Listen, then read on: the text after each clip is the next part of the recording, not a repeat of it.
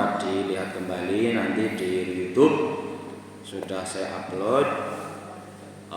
Saya beri judul kita tidak boleh mengkhianati orang yang berkhianat kepada kita.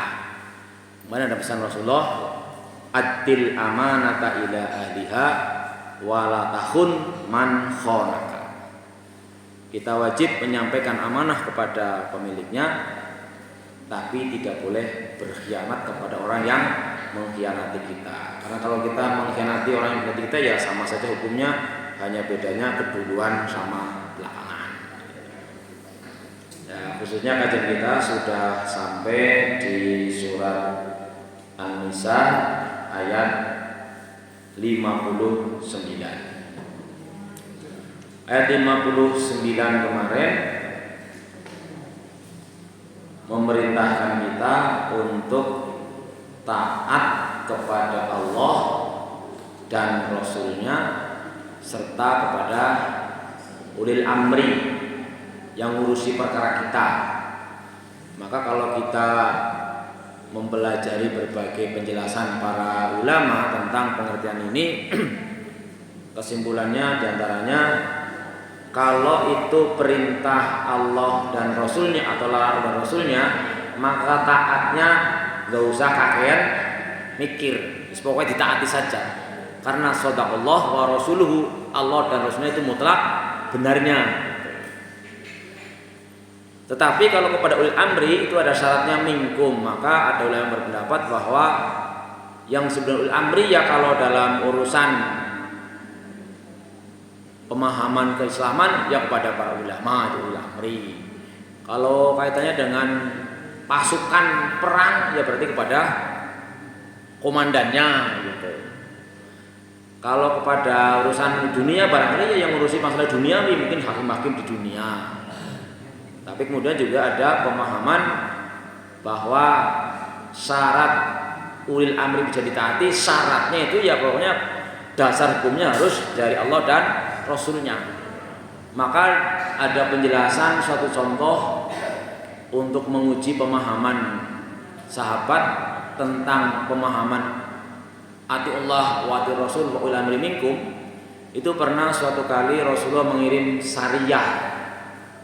Sariyah itu apa, Bu? Sariyah.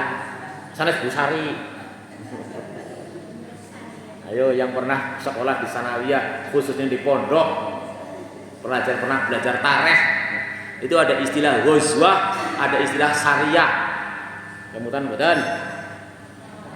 salah kelalen. Bulan sini. Kita kaji kembali bahwa dalam pelajaran tarikh tasyri' atau tarikh Islam atau mungkin juga pelajaran tarikh itu ada istilah ghazwah, ada istilah sariyah. Ghazwah itu peperangan yang diikuti dihadiri oleh Rasulullah. Seperti perang Badar Rasulullah ikut, perang Uhud Rasulullah ikut. Sedangkan sariyah itu adalah peperangan yang Rasulullah tidak ikut tapi hanya mengirim pasukan. Tentu ada komandonya, ada komandannya. Lah dijelaskan mengenai pengertian taat kepada ulil amri itu dicontohkan pada suatu hari Rasulullah mengirim sariyah, mengirim pasukan tapi Rasulullah tidak ikut. Pemimpinnya saya lupa lah tadi siapa, nanti bisa dilihat di YouTube. Dijelaskan oleh Ustaz Doktor berarti ya mantep gitu. Nur Hamdan kan malah MPDB manusia penuh derita, penuh duit. MPDB bahasa Inggris nih loh. Ya, ini Doktor Ahmad Sarwat siapa itu? LCMA. Bahwa komandannya itu memerintahkan, kalian sekarang berada di komando saya, maka kalian harus taat apapun yang saya perintahkan. Karena saya sekarang menjadi ulil amri bagi kalian gitu. Nah sekarang saya perintahkan kalian itu mencari kayu bakar di luar kota Madinah. Kemudian kayunya dinyalakan dan kalian masuk ke dalamnya. Oh gitu. Kira-kira nek kita niku diperintah komandan harus niku manut mboten Bu? Tentara lah. Manut. Jadi mau kapan kudu patuh maring pimpinan. Pimpinan ngomong apa lakoni gue. Nah, jadi perintahnya mandanane kan. Masa cari kayu bakar terus diurupna terus dewek mlebu jerone. Ya kebakar mbok lah. Maka ada seorang peserta, seorang anggota pasukan yang cerdas. Dia mengatakan, "Wahai jenderal, kita mengikuti ajaran Rasulullah kan supaya selamat dari api." Maksudnya neraka dulu ya, neraka akhirat juga. Masa kita suruh menyalakan api terus kita masuk ke dalamnya? Ora pas lah gue lah. Gitu. Akhirnya mereka lapor kepada Rasulullah, tadi sang jenderal bilang begini suruh kayu bakar. Nah, akhirnya Rasulullah menjawab, kalau kalian tadi manut patuh pada jenderalmu yang begitu tuh, kamu niscaya akan masuk ke dalam api sampai hari kiamat, sampai neraka. Kenapa? Karena perintahnya tidak sesuai dengan perintah Allah dan Rasulnya. Allah mengatakan la taqtulu anfusakum, kamu jangan bunuh diri. Malah harus mati cewek dibakar, otomatis neraka semua. Nah, gitu. Maka juga dapat dipahami bahwa yang namanya wajib taat kepada ulil amri siapapun jenisnya di sini adalah selama perintahnya, keputusannya, larangannya tidak bertentangan dengan Al-Quran dan Sunnah, itu intinya. Cuma kadang-kadang juga tadi saya mendengar pertanyaan, Mas, nanggonku ge ana wong sing mikire pokoke nek salat sunah wong madun ya nang omah. Sehingga sing mending salat sunah dhisit terus mlebu mengaring musala apa mengaring masjid walaupun imamnya wis takbir akhirnya masbuk. Gue bener apa ora? Gue bahasanya pokoknya. Wingi kula madang tertarik penjelasan Ustaz Adi Hidayat. Jadi ada seorang ustadz lain yang terkenal juga berfatwa bahwa menurut beliau barang siapa yang sholat subuhnya kunut itu bid'ah berdasarkan hadis ini. Itu bid'ah neraka. Tapi saya lihat cara menjelaskannya bagus. Artinya gini, selama yang namanya sunnah Rasul hadis itu kan apa yang Rasulullah lakukan, apa yang Rasulullah ucapkan, apa yang Rasulullah sepakati. Gitu. Walaupun Rasul tidak melakukannya. Itu hadis itu. Nah, sekarang pertanyaan, selama Rasulullah menjadi Rasul selama berapa tahun ya? 23 tahun. Apakah ada satu orang yang ngintil terus, nggak pernah bisa? Ada nggak? Ya enggak lah. Waktu Rasulullah sarek, ya kalau garwane sing barengi, sehingga bisa terjadi ketika Rasulullah ke sana sahabat A ikut, ketika ke sana sahabat B yang ikut, sehingga ada hukum yang sama-sama Rasulullah lakukan tapi berbeda. Contoh, panjenengan ketika sujud dari i'tidal itu tangannya dulu apa dengkulnya dulu? Wis ana sing tangan ana sing dengkul disit. Kowe sing ngertine tangan disit, dia hadise tangane disit. Lah terus sing jemani ora kok nang hadis kae dengkule disit. Sementara yang harus ngerti mung siji, ngaku bener dewek nyalahna liyane. Padahal mungkin maksudnya adalah bahwa boleh tangannya dulu, boleh lututnya dulu, masing-masing ada dasarnya. Nah ini bahayanya kalau orang taunya cuman belum pun nate matur aja ngasih dalam beragama Islam kaya wong pijak ngemek gajah. Kotone paling bener, paling pinter. Lah dipenilai apa-apa. Jadi ketika ada dasar yang lain dia kata, pokoknya ora. Enggak pakai pokoknya. Kita silakan mengamalnya ada, tapi ketika menemukan suatu dasar yang lain, misal tadi, mana yang lebih utama? Sholat sunnah sama sholat wajib? Ya sholat wajib. Bahkan sudah di musola di masjid lagi sholat sunnah belum selesai baru 1 rakaat qomat, ya tinggal sholat sunnahnya batalkan. Eman ya salah tidak mentaati Allah dan Rasulnya. Perintah Rasul begitu. Praktekkan saja perkara ganjaran ketika jenengan balelo lah pokoknya eman pokoknya enggak ramu itu malah justru menyalahi sunnah. Malah bisa jadi orang di ganjaran malah. Kan begitu. Ini pemahaman. Ya, dalam arti bahwa karena lebih utama yang wajib, maka ketika sudah masuk yang wajib, yang sunnah tinggalkan. Walaupun belum dilakukan. Tapi udah niat misalnya, saya juga begitu. Dari rumah, burung kopiah jadi habis, komat. Ya sudah tinggalkan. Kabur tadi kebelet apa karena dan sebagainya gitu. Ini pemahaman yang harus kita sesuaikan. Jangan sekali lagi kita ngertinya itu baru itu tok terus pokoknya begitu. Ya, dalam sholat berjamaah itu yang paling utama itu idza kabbar imam fakabbiru. Tidak sengaja mengko-mengkoan. Lah pokoknya sunah di Islam kuwi imamnya macan kuwi suratane dawa isi menangi sedurunge ruku. Keliru. Karena pemahamannya ajil cepetan.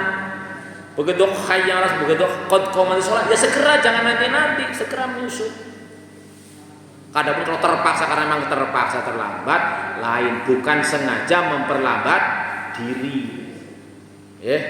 Jadi dasarnya adalah kita mengetahui seperti itu, termasuk tadi contoh bahwa yang namanya taat kepada ulil amri itu ya selagi perintahnya tidak bertentangan dengan perintah Allah dan Rasulnya. Itu ada penjelasan seperti itu dari Dr. Syarwat. Juga yang lain-lainnya, monggo kita dalam beragama menggunakan dasar yang kita anggap lebih kuat, paling benar, tanpa harus menyalahkan orang lain. Karena yang paling tahu yang nanti yang hakikat yang benar ya Allah dan Rasulnya. Alaihissallahu bi ahkamil hakimin. Tetapi logikanya tadi dasarnya seperti itu, ya bahwa kita sebagai orang awam lah. Misalnya ada hadis mengatakan bahwa orang wanita lebih utama sholat di rumah sendiri. Lalu bagaimana sekarang ini? Kalau ada hadis itu diterapkan, mestinya wong wadon memang nggone nang rumah. Tapi kenyataannya siki Allah telandangan menang eneh. Malah anggar arep ana kondangan nang pasar malah dandan sing ayu-ayu nang mau ora. Jadi alasannya kalau mau menggunakan dalil sholatnya di rumah ya waqorna fi buyutikunna wa nang mau baca lunga-lunga kecuali darurat kayak gitu kan pemahamannya. Sehingga saya baca keputusan dari ulama-ulama Universitas Al-Azhar Mesir memberikan kesimpulan bahwa tetap bahwa sholatnya untuk saat ini orang wanita tetap lebih utama di masjid, lebih utama jamaah maksudnya. Lebih utama berjamaah daripada di rumah sendirian. Itu pemahaman sekali lagi. Ya monggo yang merasa memegang hati yang paling itu ya monggo saja. Tapi kita tadi sudah sampaikan bahwa kalau mau berjamaah diupayakan yang paling bagus, yang paling tinggi derajatnya adalah yang tidak ketinggalan takbiratul ihramnya imam. Begitu imam takbir segera, jangan masih ngobrol, masih ini enggak. Itu ya, makanya ada sebuah hadis lain apa ya? Barang siapa bisa sholat berjamaah 40 hari tanpa putus, tanpa tertinggal takbiratul ihramnya imam, maka dia akan dibebaskan dari sifat kemunafikan. Kalau yang di Madinah, barang siapa sholat di masjidku selama 40 waktu, gitu. Ada hadis yang mengatakan begitu. Sehingga para jamaah haji diprogramkan untuk di Madinah paling tidak selama 8 atau 9 hari. 8 kali 5, 40 waktu. Bukan berarti kalau misalnya di jamaah ada jamaah yang pahamnya keliru. Lah yang wis sholat wis 40 waktu yang mesti orang masjid maning, ya keliru maning gitu loh. Kan ada hadisnya begitu, barang siapa sholat di Masjid Nabawi selama 40 waktu tidak terlambat, tidak ketinggalan terlalu imam, ya termasuk nanti ya kalau tidak dijelang seperti itu, dia akan terbebas dari sifat munafik. Lalu ada jamaah yang mikirnya jare salat 40 waktunya wis cukup ya, walaupun masih ana waktu rong salatan maning misalnya zuhur sama asar lanyong ya wis cukup. Dia keliru lagi pemahamannya. Sebab apa? Salat di Masjidil Haram, di Masjid Nabawi dibanding di tempat lain itu pahalanya jauh berlipat-lipat ganda sampai 10.000 kali berapa itu. Selain di Masjidil Haram, misalnya lebih tinggi lagi. Maka juga kalau ada fatwa, pokoknya jamaah haji asing penting sholat nangaring hotel pada orang Masjid Haram lah. Yang kalau menurut saya keliru lah. Meskipun sama-sama di tanah haram. Karena apa? Kalau sholat di Masjid Haram otomatis jamaah haji ada pahalanya berangkat dari hotel ke Masjidil Haram. Meskipun dipertimbangkan nanti kalau pas sholatnya di Masjidil Haram terus, pas saatnya nanti laksana haji pada di Arafah, di Mina, Musdalifah malam meriang misalnya gitu. Itu berbagai pertimbangan lah. Ini maksudnya kita supaya memperdalam ilmu tentang Islam, semakin mendalam ilmunya insya Allah semakin bijaksana dalam menetapkan hukum yang penting. Yang pasti jelasnya adalah bahwa kalau taat pada Allah dan Rasulnya itu ya tidak istilahnya tanpa reserve. Tapi kalau syarat kepada ulil amri ada syaratnya. Syaratnya adalah minkum tadi, yaitu selama keputusannya tidak bertentangan dengan keputusan Allah dan Rasulnya. Padahal kita lanjutkan ke ayat yang ke-60. Monggo dibuka sudah. Surat An-Nisa ayat 60 kita baca bareng-bareng. A'udzu billahi minasyaitonir rajim.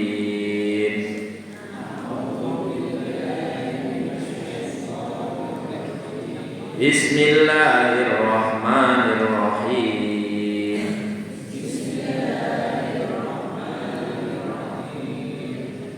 Alam tara ilal ladzina yas'umuna annahum amanu bima unzila ilaika wa ma unzila min qablik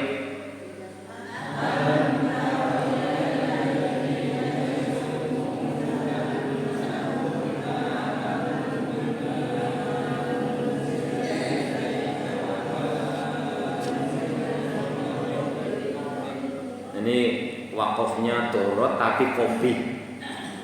Dorot terpaksa napasnya putus nggak nyampe, kopi ini ku jelek. Karena dari segi makna kirang mengenang. Ya orang ngerti maknanya kepripun Mas? Ini orang ngerti ya kudu sinau. Karena wakof yang baik itu adalah yang tidak di tengah-tengah antara makna kalimatnya. Jadi nanti yang lebih baik itu di kata-kata yuriduna ayyataha kamu ila tauhid, itu dari situ.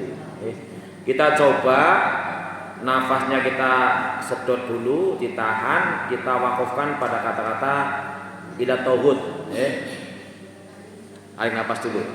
Agak cepat frekuensinya. Temponya. Alam tara ilal ladzina yas'umuna annahum amanu bima unzila ilaika wa ma unzila min qablika yuriduna ayyatahakamu ila at-taghut.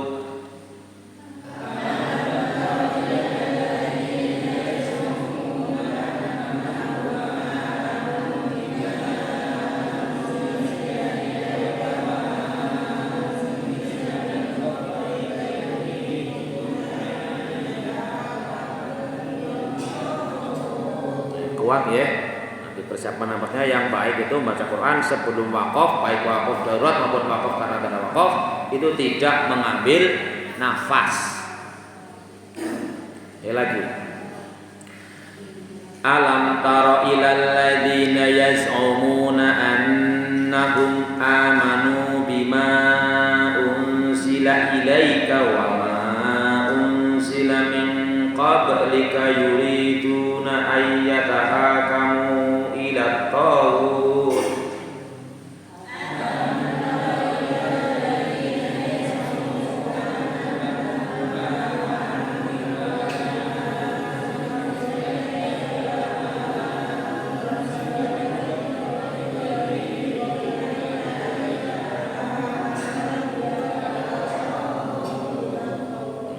Itu pun masih wakaf darurat. berhenti karena terpaksa nafasnya nggak kuat. Maka kita ulangi lagi dari ayat yang kata-kata yang tidak memutus makna. Yuriduna ayyatahakamu ilat taghuti wa qad umiru ayyakfuru bih.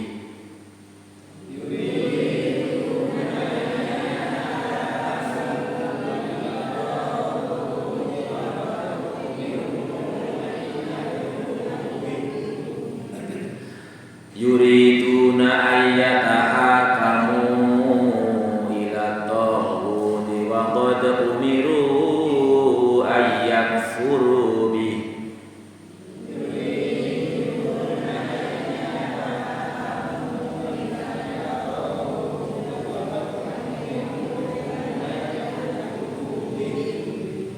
Wa yuridu syaitanu ayyudillahum dhalalan ba'ida.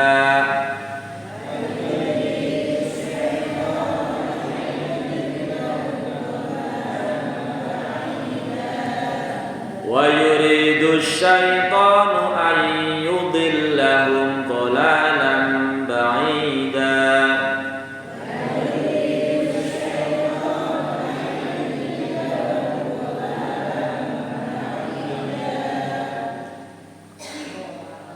Wa idza qila lahum ta'alau ila ma anzalallahu wa ila ar-rasuli ra'aital munafiqin.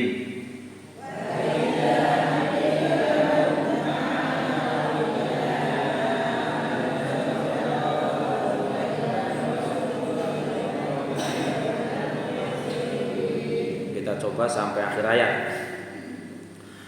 Wa idza qila lahum ta'alau ila ma anzalallahu wa ila ar-rasuli ra'aital munafiqina yasudduna 'anka sududa.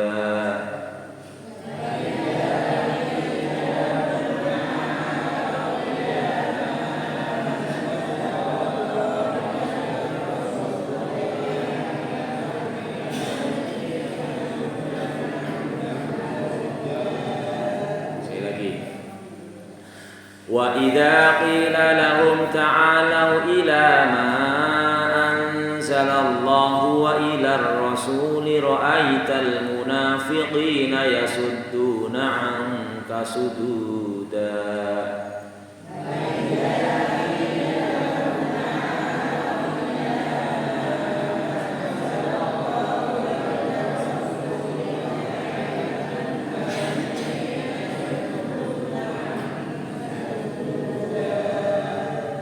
Fakaifa idza asabathum musibatun bima qaddamat aydihim thumma ja'uka yahlifuna billah.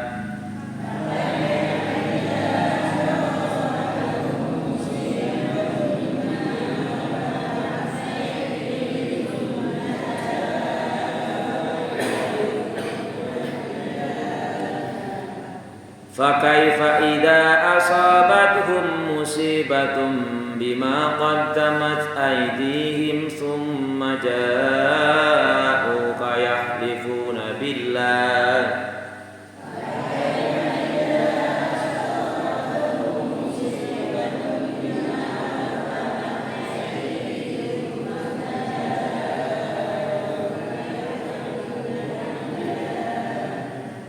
In aradna illa ihsana wa taufiqa.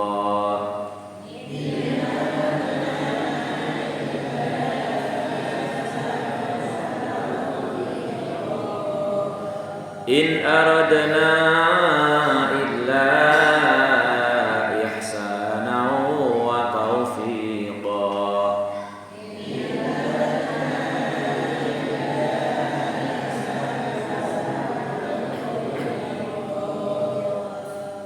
Ulaika alladzina ya'lamu Allahu ma fi qulubihim fa'arid anhum wa'idhum.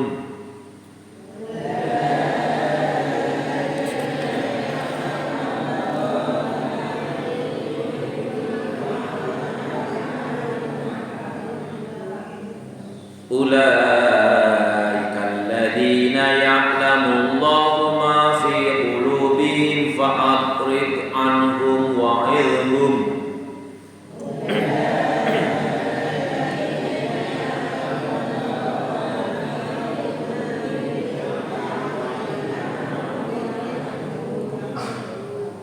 Fa'rid anhum wa'idhhum wa qul lahum fi anfusihim qawlan baligha.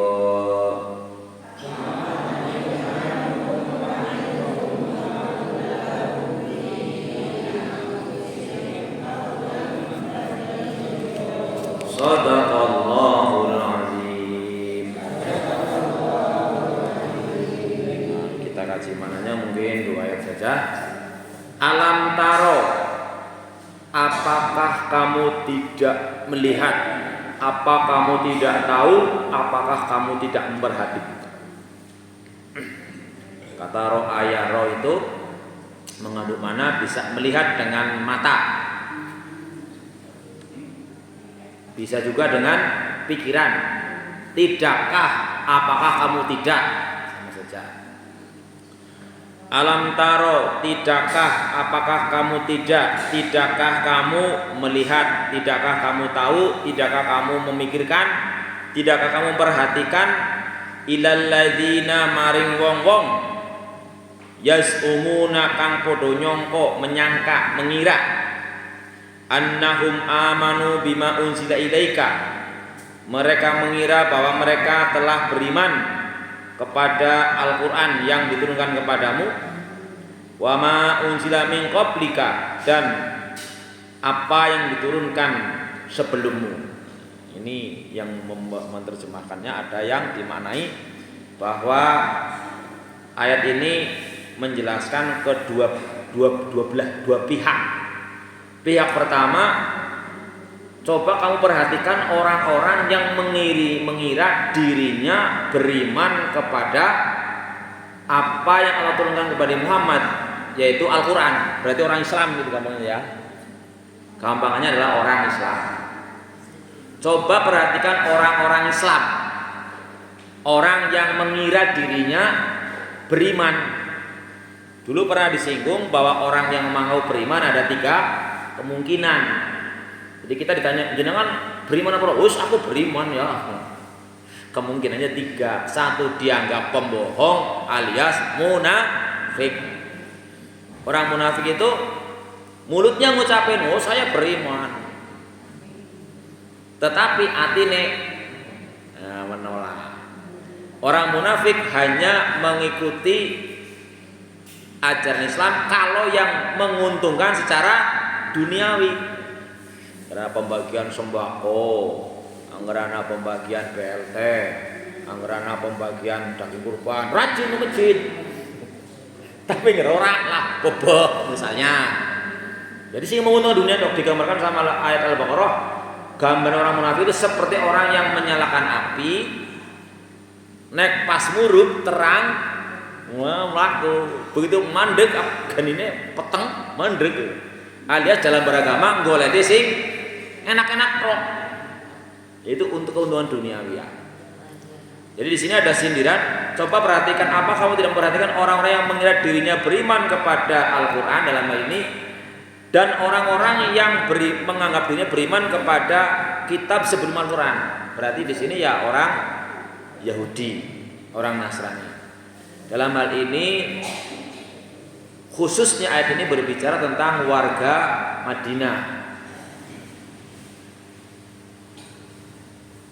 Karena ketika Rasulullah hijrah ke Madinah, di Madinah ada 3 kelompok. 1 kelompok Ansor, orang-orang Islam yang benar-benar memang muslim mukmin. Yang kedua kelompok munafik, orang sing mencari keuntungan Islam tok, keuntungannya. Yang ketiga kelompok Yahudi, di antaranya di Madinah seperti itu. Apakah kamu tidak memperhatikan Muhammad kepada orang-orang yang mengira bahwa dirinya mereka beriman kepada apa yang diturunkan kepadamu, yaitu Al-Quran, wa ma unzila ila min qablika, dan apa-apa kita diturunkan kepada sebelumnya, yuriduna ayataha kamu ila taghut, mereka itu kepenginnya geleme maunya bertahkim berhukum kepada tauhid. Ini zaman Rasulullah. Apa zaman Rasulullah sekarang? Apa sekarang enggak? Waduh baik. Malah mungkin semakin jauh dari Rasulullah semakin banyak orang seperti itu. Ngaku nih gampangannya wong Islam tapi ora yakin karo ajaran Islam. Contoh yang gampang di kemarin sudah beberapa kali. Contoh misalnya dalam hal warisan. Kira-kira kalau jenengan sebagai anak, sebagai ahli waris laki-laki sama sebagai ahli waris perempuan, itu kan ada ketentuan Allah. Lidzakari mithlu hadil unsayain. Anak laki-laki atau ahli waris laki-laki itu berhak mendapatkan warisan sepikul, sementara yang perempuan hanya segendong. Kira-kira jenengan dengan ketentuan itu cocok apa enggak cocok? Kalau dalam posisi jenengan diwarisi sama orang tua, orang tuanya meninggalkan warisan, jenengan sama-sama anak dari orang tua jenengan, yang anak laki-laki oleh Allah diputuskan dapat 2 bagian dari perempuan. Kira-kira jenengan ridho apa enggak? Sama-sama anak keramane kok apa nyong tahu pesen dari anak wadon. Masa nyong udah separoh? Ya monggo. Lah nek kaya gua aja karo hukum waris Al-Qur'an lah. Ora hukum adat bae lah, sama rata bae lah. Kira-kira ada enggak orang seperti itu? Ada apa enggak? Oh ya banyak lah. Ribut? Ya ikhlas sama rata itu yang baik. Ini yang baik, yang benar itu ya dihukumi dulu secara hukum waris Al-Qur'an. Perkara nanti setelah oh ya kemudian kakange sing lanang, oh ya ya Dek, jenengan berapa yang dadi anak wadon ya. Ya wis lagi nggonku paruan maning karo kowe. Ora apa-apa. Tapi tidak langsung wis pokoke sing penting anu rata bae lah, ikhlas bae. Ini bukan masalah ikhlas tidak ikhlasnya, ketentuan Allah begitu. Maka nanti ketika dibagikan secara ahli warisnya sesuai dengan Al-Qur'an, ada nilai ibadah pahala dari kakange maring adi wadone atau mbak wadone, ya kan? Karena bapak menolong, membagi, bersedekah dan sebagainya. Tapi ketika tidak dihitung seperti dulu, ya nggak ada itu kan. Yang jelas adalah bahwa kita mestinya sebagai orang Islam itu, orang yang beriman, jangan seperti orang yang munafik. Angger sing nyenengi, angger sing kepenak, gelem, angger sing rekasa boboh. Gitu itu kan pilih-pilih jenengan. Maka di sini sama Al-Qur'an, afatuk minuna bi kita buat takfuruna bi ba'd. Apa enggane kowe jare wong beriman tapi gugune maring sebagian yang sebagian liyane sing ora kepenak ora gugu. Bahkan justru malah di dunia ini ya memang tempatnya ujian, yang namanya ujian yang nggak kepenak kan. Bahasanya nggak kepengen urip sing kepenak bae ya. Nang anak lebih surga dhisik mau kepenak tok. Bahkan lagu Jawa kan udah bilang, urip pancen angel. Ora gelem angel ya urip. Kira-kira seperti itulah. Nah ini, apakah kamu tidak memperhatikan orang-orang yang ngakunya menyangka dirinya beriman kepada Al-Quran dan kepada kita itu sebelumnya, tapi mereka minta dihukumi kepada selain Allah dan Rasulnya. Gampangnya tauhid itu kemarin adalah sumber hukum yang bukan dari Allah dan Rasulnya lah. Ini ceritanya menurut tadi yang dari dokter yang lain yang saya lihat di YouTube tadi sebelum saya kesini. Ada 2 orang, yang satu orang Yahudi Madinah, yang satu orang Islam. Ya. Ketika Rasulullah nyampe di Madinah, itu pertama yang jelas baru tahun ke-13 apa ya, Hijriah. Tahun ke-13 Hijrah dari kenabian. Baru pindah ke Madinah, kan proses Al-Qur'an masih turun, belum selesai. Maka otomatis Rasulullah menggunakan dalil-dalil yang ada dalam kitab Taurat, katakanlah seperti itu. Itu Rasulullah mengikat perjanjian atau yang dikenal dengan piagam Madinah. Karena di Madinah ada orang Yahudi, ada orang Nasrani mungkin sebagian, ada orang-orang yang sudah masuk Islam, ada orang yang masih jahiliyah. Itu mereka bersepakat untuk menjaga bersama-sama kota Madinah dari serangan luar. Artinya mereka sumpah setia akan menjaga kondusivitas, ketentraman, kenyamanan Madinah. Siapapun yang menyerang Madinah kita hadapi bareng-bareng gitu, kira-kira seperti itulah. Sehingga pada suatu hari ada orang Islam berselisih paham kepada temannya yang dari Yahudi. Lalu diceritakan bahwa si Yahudi, kalau gitu ayo kita minta hukum kepada Muhammad. Alasannya karena Nabi Muhammad itu dia nggak mau nerima suap gitu. Jujur ya, bukan, karena ada hadis kemarin bahwa yang nyuap sama yang disuap sama-sama terlaknat. La'anallahu rasya wal murtasi.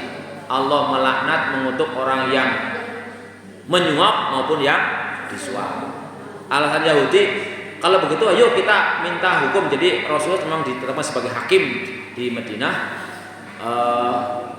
Alasan Yahudi karena Muhammad tidak menerima suap. Nanti pasti keputusannya itu yang seadil-adilnya.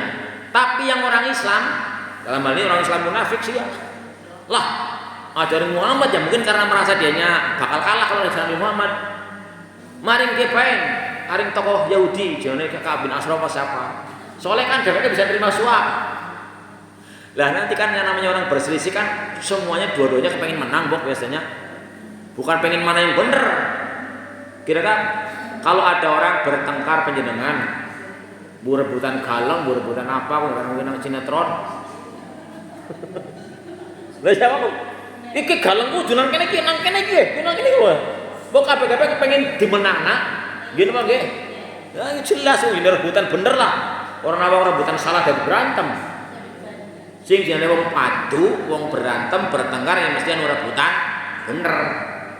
Lah kepae kapan orang pengen bener ke sing siji ngrasa nyonya anggar nang menghukumi jalur dihukum Nabi Muhammad kayaknya jelas salah sih. Allah yo mengaring sing kabeh lah sing ganti suap. Lah kalau sekarang misalnya sama-sama pada yang disuap, wah harus sing gede-gedean suapnya mbok. Sing gede suapnya sing dimenang-menang. Nah, akhirnya dua orang itu akhirnya sepakat, ya nek gua jaman Nabi Muhammad jamaah ngangkat asrop lah. Mengaring kae bae sing wong kae gitu. Yang bukan dasarnya Islam, tapi orang ganti suap juga, katakanlah seperti itu. Ini sindiran sebenarnya bagi kita.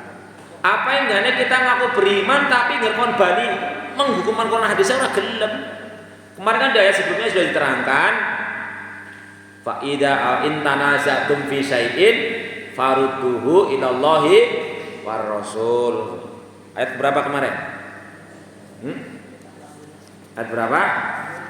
Ayat 59 kemarin.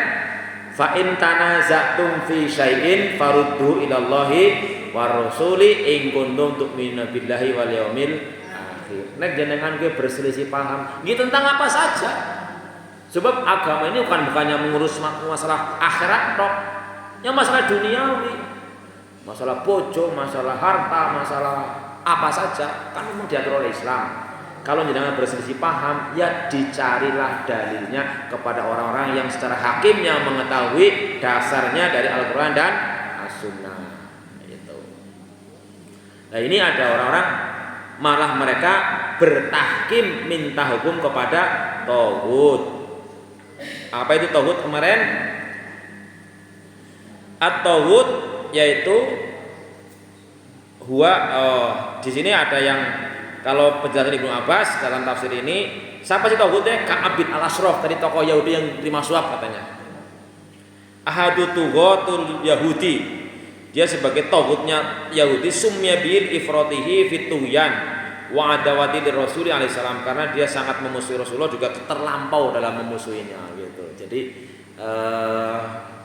dalam tafsir ini, tapi dalam pemahaman yang lain bahwa yang disebut tauhid ya pokoknya yang tidak sesuai dengan Allah dan Rasulnya, apapun jabatannya, siapapun namanya gitu. Misalnya Mbah Dukun, tadi katanya yang 2 orang tadi akhirnya minta hukum kepada yang dikenal dengan wong pinter lah, cara wong sikil lah. Anu kana wong pinter gitu. Dikenal dukun jane lah gitu. Dukun itu merasa apa ya? Merusuh winarah apa istilahnya. Sehingga banyak peristiwanya ada sebuah dasar dalil man ata kahinan, siapa mendatangi seorang dukun pijat, dukun sing nebak-nebak lah misalnya lah. Oh, ki jenengan anu digawe kaya nang kaya, anu kaya kiye. Itu tertutup taubatnya selama 40 hari. Bejibat anu taubah bagaimana ya kalau masalah itu. Membenarkan kata-katanya. Lah katakannya pas kok ternyata gitu seperti itu. Yang jelas tidak boleh lah. Nah, dalam menjelaskan tadi mestinya orang kalau yang merasa beriman ya berhukumnya dasarnya kepada as-sunnah dan rasul, kepada Al-Quran dan as-sunnah, kepada Allah dan Rasulnya. Maka kemarin disinggung dalam hal amanah juga ada pendapat dari Ibnu Abi Thalib bahwa ketika seorang pemimpin ulil amri dalam hal ini, entah itu sebutannya Bu Ketua RT, Bu Kepala Rumah Tangga, Bu Lurah, Bu Presiden, Bu Bupati, Bu Gubernur, kalau dasar hukumnya adalah Allah dan Rasulnya, maka rakyatnya wajib taat. Tapi kalau dasarnya bukan dari Allah dan Rasulnya, bukan berdasarkan itu, ya tidak wajib taat. Karena prinsipnya la ta'ata li makhlukin fi ma'siyah. Tidak boleh taat kepada makhluk untuk bertentangan dengan syariat dari Allah. Bahkan ada cerita tadi dari dokter dan lainnya yang saya dengarkan, ada 2 orang berselisih tadi, kemudian minta dihukumi oleh Rasulullah. Setelah Rasulullah menetapkan ya udah ketentuannya begini, itu dua-duanya orang terima. Lah, orang pas lah. Ayo jajal takon laring Abu Bakar. Ya apalagi Abu Bakar otomatis sesuai dengan Rasulullah. Abu Bakar itu diberi gelar As-Siddiq adalah ketika Rasulullah itu pulang dari Isra Mi'raj. Yang secara akal orang masuk akal. Masa iya sewengi kang Mekah, tekan Medina, tekan hari Palestina, tekan hari Sidratul Muntaha, urungan pesawat dan sebagainya. Lah, orang masuk akal lah gue lah. Nek cara gue bakar. Angger gue memang Rasulullah gue jelas bener. So kakek mikir gue bakar. Ya otomatis sesuai lah dengan yang dibutuhkan Rasulullah. Nah kemudian si munafik tadi ini, lah gue ya pada orang cocoknya lah. Jajal lah sih mau Umar ya gue. Akhirnya orang itu kepada Umar bin Khattab. Nah kemudian Umar bin Khattab ketika ditanyakan, gini Umar, tadi saya ke Rasulullah, ke Muhammad tadi, kau bakar jawabannya kayak gini, kayaknya kok rapas lah. Sekarang jangan kepriwe. Nah terus Umar bilang, gue jalan, bentar ya, ini mana urusan itu, tunggu ya. Ternyata apa? Umar bin Khattab masuk kamar, ambil pedang. Lah itu orang sing ngeyel itu pencelas dulu nih. Langsung. Itu yang sekarang katanya dipakai oleh teroris, baru orang pas nih sikap langsung.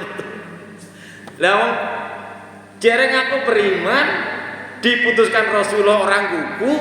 Lah preman itu jelas orang munafik pencelas langsung.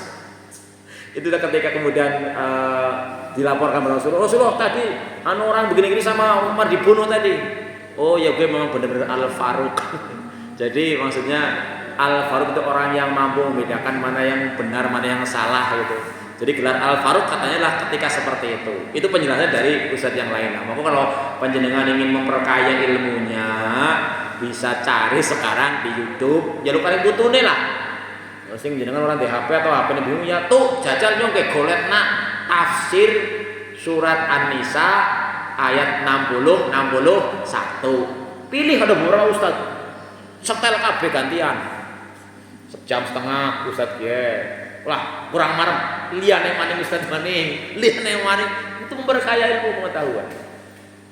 Bahkan tadi yang saya katakan Dr. Sarawati juga kalau membaca tafsir ini yang mungkin berjilid-jilid ini kayaknya kok kesimpulannya begini, beda-beda.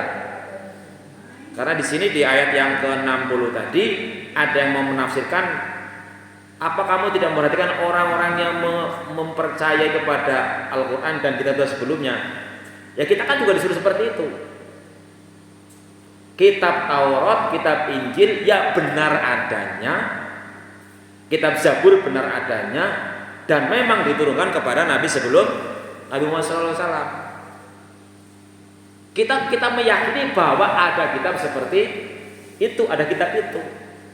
Cuma begitu ada Islam diturunkan, Rasulullah dikirimi diterima wahyu oleh Allah Subhanahu Wa Taala. Kita yang lainnya, kalau yang masih belum melenceng, ya sama. Misalnya dalam kitab Taurat, misalnya tidak ada perintah menyembah atau menganggap Uzair anak Allah. Dalam kitab Injil nggak ada perintah bahwa namanya Yesus atau Isa anak Allah. Kira-kira seperti itu. Jadi sama. Maka di sini ada menafsirkan bahwa ayat ini ya untuk kita juga satu orang. Tetapi di tafsir yang lain ada berpendapat bahwa ini ayat ini berbicara tentang dua orang, yaitu orang yang satu yang ngaku Islam, ngaku beriman kepada Al-Quran, yaitu orang Islam. Yang satu orang yang ngakunya beriman kepada kitab Taurat, yaitu orang Yahudi, begitu. Waqad umiru ayyakfuru bi, padahal mereka telah diperintahkan untuk mengingkari kafir terhadap tauhid. Artinya apa? Dalam Al-Qur'an banyak sekali ya ayat-ayat yang wa man lam yahkum bima anzalallahu faulaika humul kafirun, ulaika humul dzalimun. Siapa saja yang berhukum kepada selain Allah dan Rasulnya, dia termasuk orang yang dolim, orang yang kafir dan sebagainya. Kita diperintahkan agar tadi di ayat sebelumnya juga supaya kalau ada persoalan apapun, gue mas nyong duwe HP malah disita bojone ini nyong berbeke. Ya kembali Qurannya bagaimana bilangnya kan gitu, persoalannya bagaimana dan sebagainya. Tentu ada aturan-aturan yang berkaitan dengan seluruh urusan kita. Mereka diperintahkan supaya ingkar kepada tauhid, wa yuridu syaitanu ayyudillahum dolalan ba'ida. Yang namanya setan, setan itu targetnya, keinginnya ya menyesatkan mereka, menyesatkan kita dengan kesesatan sejauh-jauhnya. Bahkan digambarkan agar kesasaran setitik baliknya si gampang. Kesasaran satu banget. Dan baliknya ya kan kita udah langsung berhenti gitu. Itu setan memang targetnya adalah menyesatkan dan membujuk seluruh umat manusia agar menemannya ke neraka. Wa yuridu syaitanu ayyudillahum dhalalan ba'ida aw yuridu syaitanu bima zayyana lahum ayyuharrifahum anil haqqi wal huda. Jadi setan itu memang pinternya luar biasa. Bahkan kita diketahui Nabi Adam aja tergoda oleh setan. Nabi yang tidak bisa tergoda, Nabi Muhammad tidak bisa terbujuk oleh setan. Lanjutnya, wa idza qila lahum ta'alu ila ma anzalallahu ila rasul ra'al munafiqina yasudduna anka sududa. Wa idza qila lahum, dan apabila dikatakan kepada mereka, wa idza qila li ulaikal munafiqin, ketika dikatakan kepada orang-orang munafik itu, ta'alu fataha kamu ila kitabillah, mari kita bertahkim, kita mengambil hukum, berhukum kepada kitabullah dan kepada Rasulullah, liyafsila bainakum fima tanazatum fi, untuk memutuskan dalam hal yang diperselisihkan. Ra'aital munafiqina yasudduna anka sududa, maka kamu akan melihat orang-orang munafik itu ayra'atahum linifaqim, karena memang kemudian mereka yuriduna anka irada. Jadi ya prinsipnya tadi dikatakan bahwa orang munafik itu adalah orang-orang yang Islamnya hanya di lambe. Maka ini sulit untuk ditangani. Jadi ketika Rasulullah masih hidup saja, selama mereka tidak menunjukkan, tidak memerangi, ya orang lainnya nyatanya orang munafik sholat melu sholat, perangnya melu perang. Ini tujuannya sholatnya main dipuji, melu perang main kuli bagian rampasan, gitu.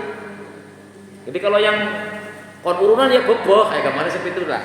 Pokoknya orang-orang munafik itu adalah orang-orang yang menyatakan dirinya orang Islam, orang beriman, tetapi dia hanya mencari keuntungan duniawi. Itu. Jadi maka di sini ketika diajak untuk melaksanakan ajaran-ajaran Allah secara sempurna, secara lengkap, secara kafah, mereka menghalang-halangi alias tidak mau. Itu kategorinya tentang sifat-sifat orang munafik yang memang makanya oleh Allah Subhanahu wa taala orang munafik itu divonis. Artinya kalau orang-orang yang kafir malah jelas benar. Tapi orang munafik itu orang yang nyaru-nyaru. Ujar wong Islam jebule ketone kan ora pas temen gitu. Itu ditulis oleh Allah, innal munafiqina fit darkil asfali minan nar. Sungguh orang-orang munafik itu tempatnya di neraka paling bawah.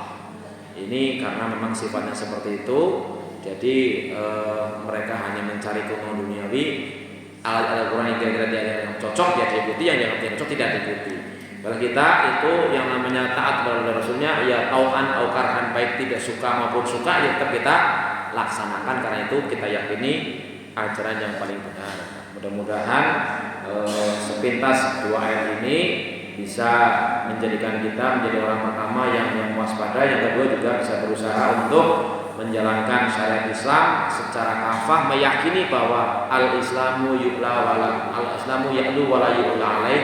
Islam itu ajaran yang paling sempurna, paling lengkap dan tidak ada yang melebihinya. Namun sekali lagi jangan kita termasuk orang-orang yang baru tahu sebelah, baru tahu sedikit, merasa paling benar, kemudian yang lainnya dianggap salah. Ya kita belajar teruslah. Tentu sampai akhir hayat juga insya Allah kita belum seberapa ilmunya. Tugas kita adalah untuk belajar. Wa qur rabbi zid ilma, katakanlah ya Allah tambahilah ilmuku. Mudah-mudahan diharapkan dengan ilmu yang sudah kita ketahui kita menjadi semakin bijak dalam beragama sehingga bisa melaksanakannya dengan sebaik-baiknya, dan mudah-mudahan saatnya nanti kita menghadap Allah Subhanahu wa taala dalam kondisi paling baik, husnul khotimah. Tentu pembahasan yang bisa sampaikan sangat dangkal, maka mudah-mudahan kita terdorong untuk mengkaji lebih jauh, apalagi zaman sekarang, zaman yang sangat gampang. Jenengan arep ngaji karo apa baik bisa, sing penting modalnya kuota internet.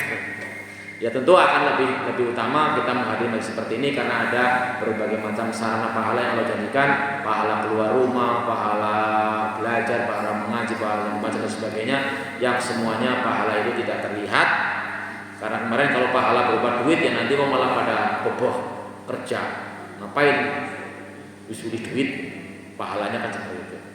Nah mungkin itu saja, kiranya ada yang perlu didiskusikan. Cekap. Artinya kita menyadari bahwa di dunia ini ada orang-orang yang memang bertipe seperti tadi, jere wong Islam tapi ora yakin maring ajaran Islamnya, sehingga mencari hukum yang lain.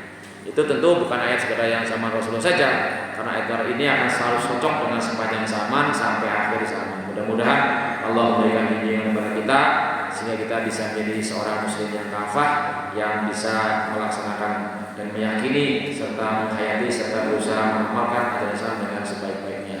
Kurang lebihnya mohon maaf, kita akhiri dengan doa kafaratul majlis. Subhanakallahumma wa bihamdika asyhadu an la ilaha illa anta astaghfiruka wa atubu ilaik. Assalamualaikum warahmatullahi wabarakatuh.